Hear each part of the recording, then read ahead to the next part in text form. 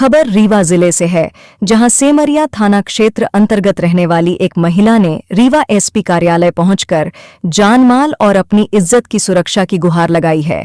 SP कार्यालय पहुंची महिला ने अपने देवरों पर उसके साथ गाली गलौज करने और अभद्रता करने के आरोप लगाए हैं, जिसकी शिकायत उसने सेमरिया थाने में दर्ज कराई, लेकिन सेमरिया थाना पुलिस द्वारा कोई कार्यवाही नहीं की गई। महिला का कहना है कि उसके पति भोपाल में रहकर नौकरी करते हैं। महिला ने बताया कि बीती रात करीब 1:30 बजे घर में घुसकर मेरे साथ इन लोगों द्वारा मुझे निर्वस्त्र कर मारपीट की गई और अभद्र व्यवहार किया गया और जान से मारने और इज्जत खराब करने की धमकी दी गई। महिला ने बताया कि सेमरिया थाना में कई बार शिकायत करने के बाद भी कोई कार्यवाही नहीं की जा रही है, जिससे परेशान होकर उसने रीवा एसपी से जान माल और अपनी इज्जत की सुरक्षा की गुहार लगाई है। क्या समस्या लेके आ रही? सर, मेरे ही परिवार के मेरे देवर और जेठ के लड़के मुझे बहुत परेशान कर रहे हैं। मैं सिमरिया थाना से आई हूँ, सिमरिया थाना अंतर्गत क्षेत्र से। ये मेरे पति भोपाल में बाहर रहते हैं और ये मेरे देवर लोग गलत नीयत से हमेशा मुझे ऊटपटांग बातें बोलते रहते हैं और अभी काफ़ी दिनों से अगस्त से ये मुझे परेशान कर रहे हैं, जिसका मैंने अपने सिमरिया में रिपोर्ट भी लिखवाई, लेकिन कोई कार्रवाई नहीं हुई।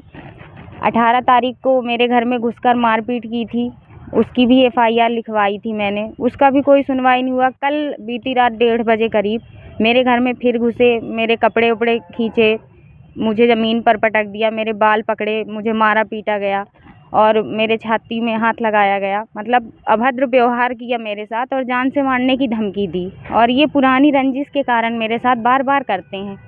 तो बस यही सबसे मैं परेशान हूँ और मैं चाहती हूँ कि इसके खिलाफ कार्रवाई हो। और तो ऐसा क्यों कर रहे हैं वो लोग? क्या कारण है? कुछ जमीनी विवाद है या कुछ और है? नहीं सर, इनका ये पुराना मामला है। ये 3 भाई हैं सर। इनके जो बड़े भैया हैं उनसे थोड़ी बहुत ऐसे ही पहले थे, वो भी बदतमीजी करते थे, उनके खिलाफ मैंने एफआईआर करवाई थी।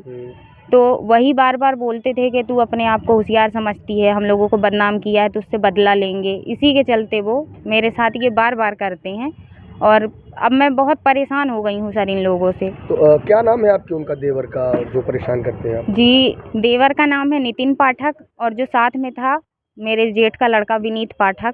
इन दोनों ने मुझे बहुत परेशान करके रखा, मेरे साथ बहुत अभद्रता की है, मेरे कपड़े उतारे, बताया ना सर कि घर में घुसकर मतलब बहुत परेशान किया है।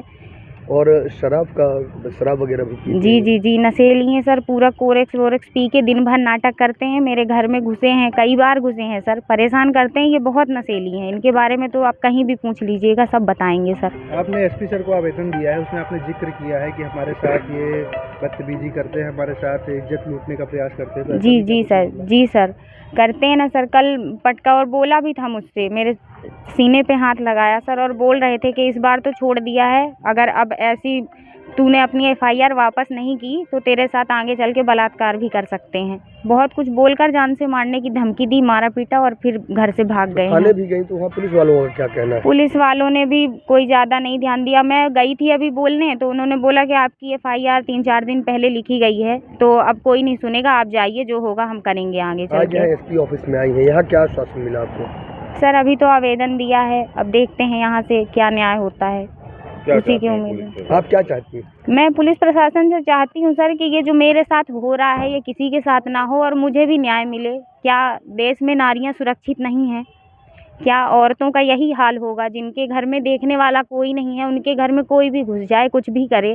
मेरी 3 बेटियां हैं सर, आगे चल के वो कुछ भी कर सकते हैं। तो मैं चाहती हूँ कि इनके खिलाफ कार्रवाई हो और इनको सख्त से सख्त सज़ा दी जाए।